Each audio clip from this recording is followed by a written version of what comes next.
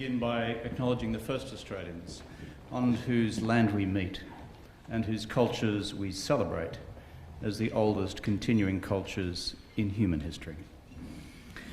And to the members of the Stolen Generation in particular, I acknowledge your presence and I acknowledge that you are survivors.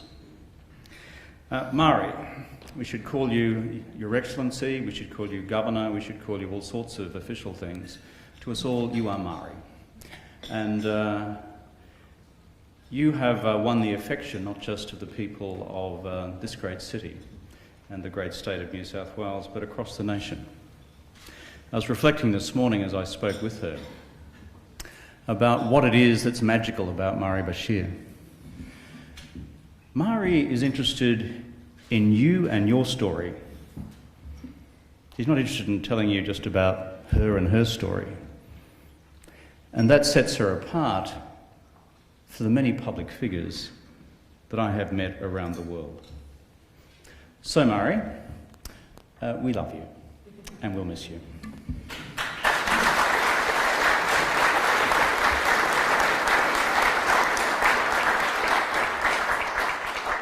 I think the Premier is with us, or has been with us. There he is, Barry. Good to see you.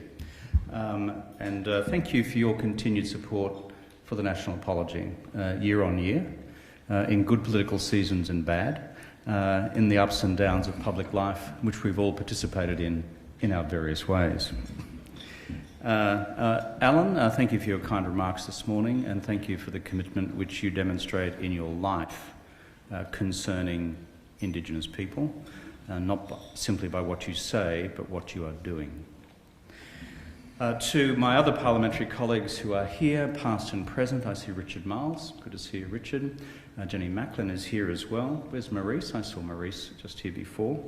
Bruce Baird, where are you, Bruce? Lurking at the back. Good to see you.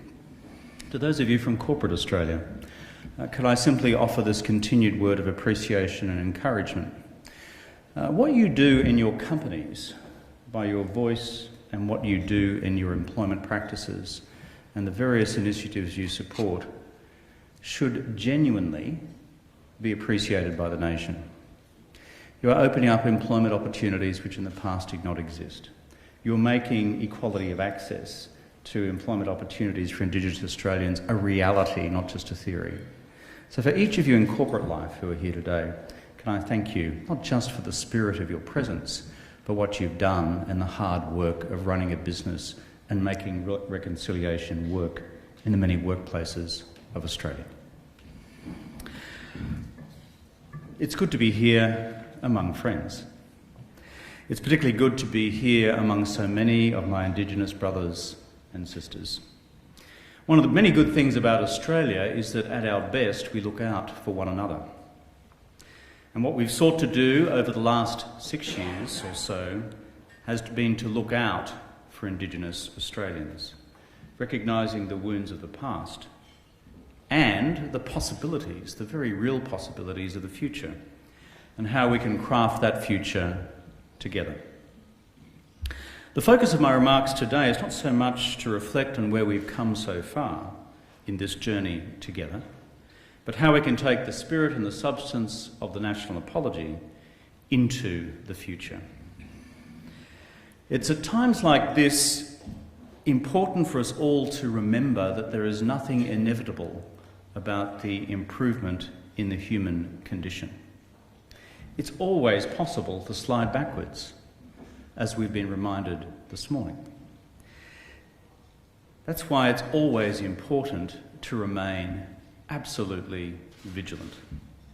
The days of a racist Australia were not all that long ago.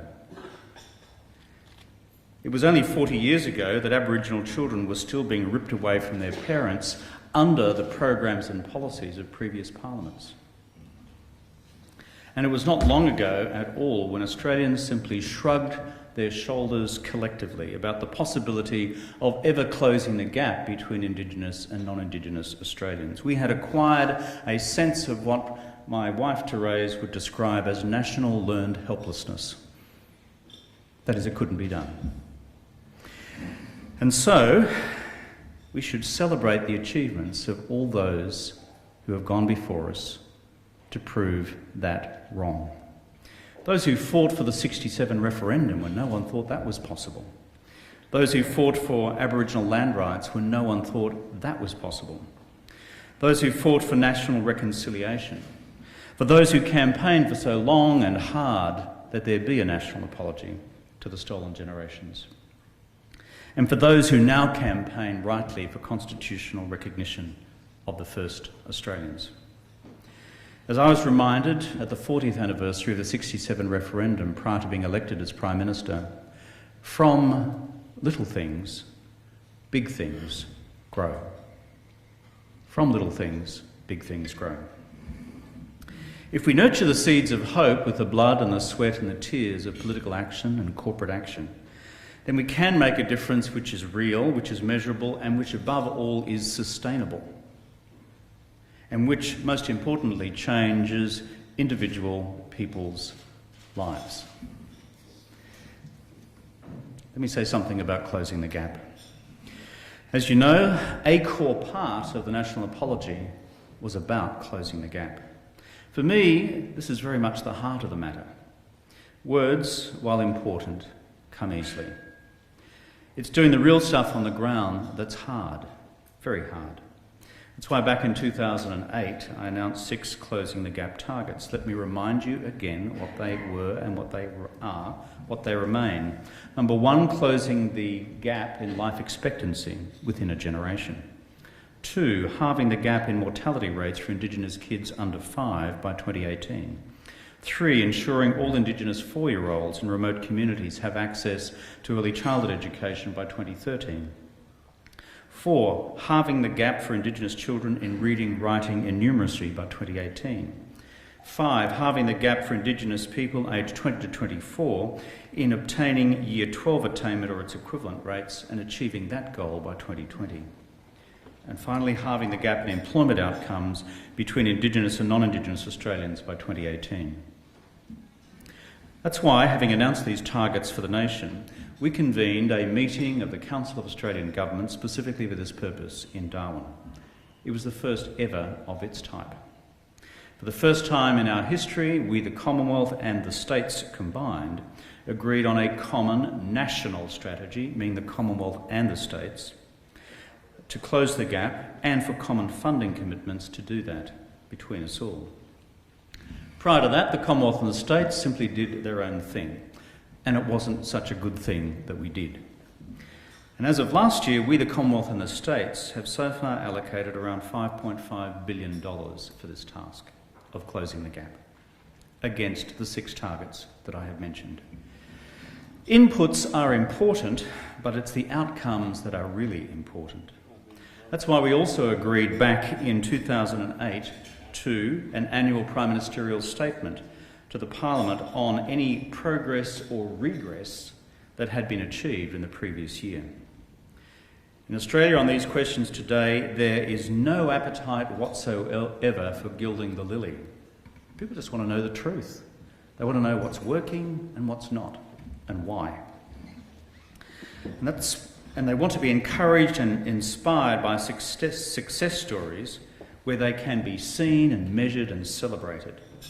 And they want to be told also where the data just refuses to budge and why that may be the case. So how far have we actually come in these last 6 years?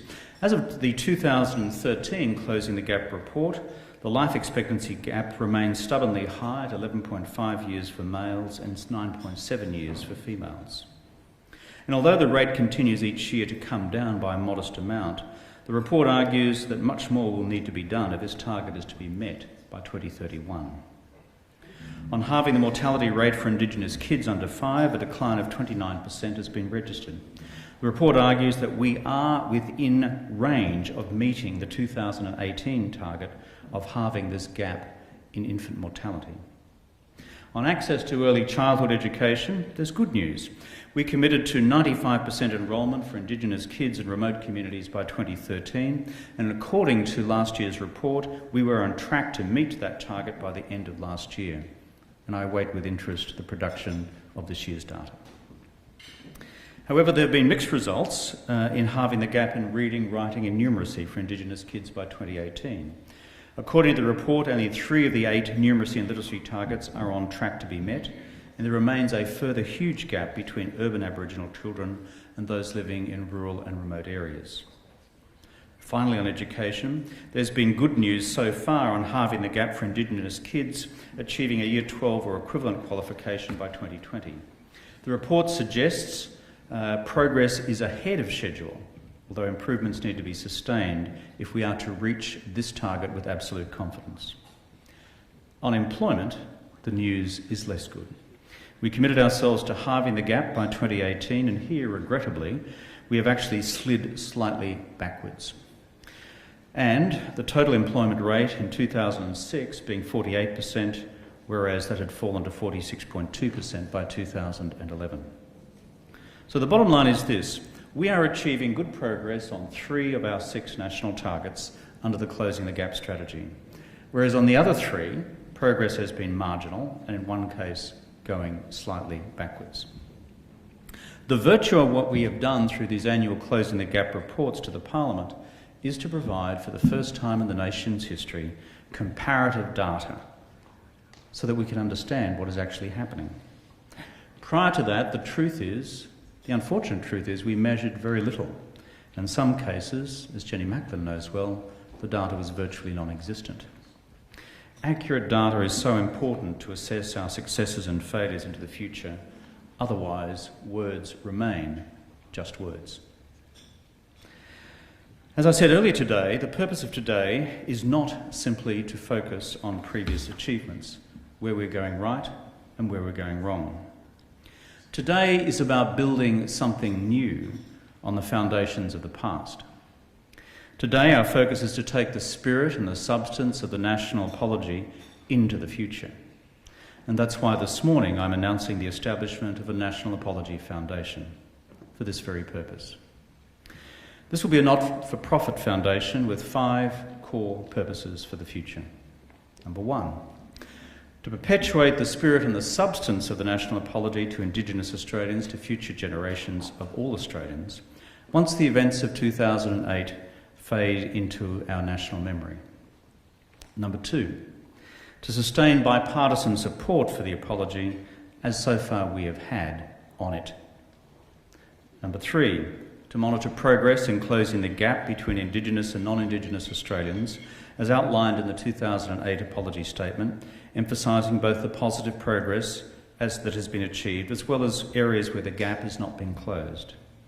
4, to support in particular closing the gap between Indigenous and non-Indigenous Australians in education by raising funds and contributing those funds to existing non-government institutions engaged in this critical mission. And 5, to support, where possible and where appropriate, Indigenous peoples internationally and their efforts to achieve reconciliation in their own countries. I hope to be in a position to give you further details on this in the period ahead. I would also like to announce today the prospective appointment of board members to the Foundation. I will chair the Foundation. In order to maintain its bipartisan spirit, however, former Liberal Minister Bruce Baird has agreed to be the Foundation's Deputy Chair. Stand up, Bruce, so that everyone knows who you are. There he is. At this time of sharply partisan politics on so many things, it's important that as a nation we work as one on the important questions of reconciliation in closing the gap. I'm pleased also to announce that the Indigenous members of the board will include Jackie Huggins, Pat Turner and our very own Michael McLeod, all of whom are with us today. Please stand up.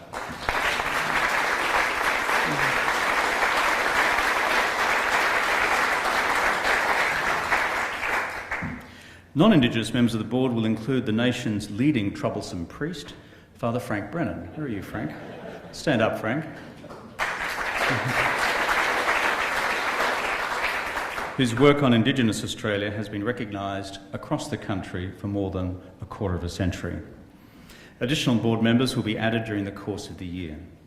We intend closely to work with bodies like Reconciliation Australia, as we see no point whatsoever in reinventing the wheel or doing what others do. I emphasise once again that the core focus of the National Apology Foundation will be closing the gap into the long-term future and to help keep the national spotlight focused on this central critical objective. I hope to be in a position formally to launch the National Apology Foundation, its first official fundraising function, by year's end. But consistent with my reputation as someone who works fairly hard, there'll be an initial board meeting at 9 a.m. out the back. And thank you, Mari, for providing the premises. To conclude, many, many good things have been done by Indigenous individuals and institutions across this country. These are simply too numerous to mention, but their common denominator is this: progress, real progress, is possible. We've done it. We should celebrate it. We're not condemned to a future which sees a continuing division between the lives of Indigenous and non-Indigenous Australians. Beyond the intrinsic principles of social justice, the importance of which are self-evident, there is also something wonderfully imaginative about Indigenous Australia becoming such an embedded part of our future national consciousness as Australians. How we project Australia to the rest of the world. How we build a country which lives in real harmony and equity with our Indigenous communities. And a country whose creative edge, through its dance, its song, its paintings and its stories of the Dreamtime, are writ large in the minds of the world. And for Australia, this is something new. Rather than trying to hide our Indigenous origins from the rest of the world, as we once did, instead fully embracing our Indigenous identity as an intrinsic part and animating spirit of our full and complete national identity. The nation I believe we are becoming in the eyes of the world. And to my Indigenous brothers and sisters, let me say this: whatever I end up doing in the world in the future, always know this: I'll always be fighting for you, and I'll be in your corner. I thank you.